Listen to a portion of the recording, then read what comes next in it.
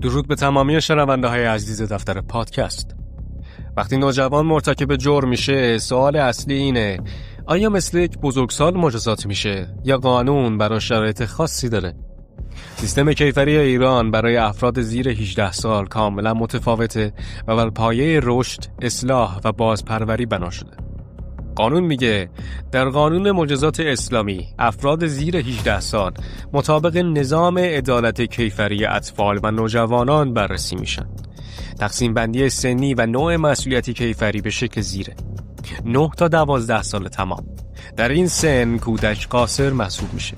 به جای مجازات فقط اقدامات تأمینی و تربیتی مثل تذکر و نصیحت، سپردن به والدین، الزام به شرکت در دوره‌های آموزشی انجام میشه.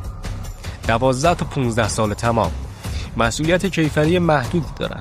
مجازات‌ها حالت تربیتی و اصلاحی دارن، مثل نگهداری در کانون اصلاح و تربیت، خدمات عمومی اجباری، شرکت در کلاس‌های مهارت آموزی، ملاقات با مشاور یا مددکار. 15 تا 18 سال تمام قانون به رشد و درک ماهیت جرم اهمیت میده. اگر رشدش احراز نشه، مجازات‌ها باز هم اصلاحی هستند.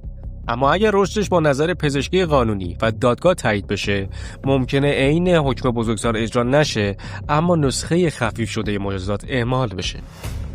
نکته بسیار مهم اینه که در جرایم سنگین مثل قتل، نوجوان زیر 18 سال قصاص نمیشه مگر اینکه رشد کیفری او در زمان وقوع جرم ثابت بشه.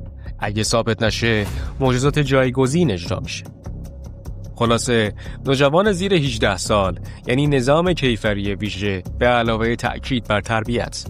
9 تا 12 یعنی فقط اقدامات تربیتی. 12 تا 15 یعنی مسئولیت محدود به علاوه اصلاح. و 15 تا 18 بسته به رشد کیفری از اصلاح تا مجازات تخفیفی. هدف قانون اصلاحه، نه تنبیه.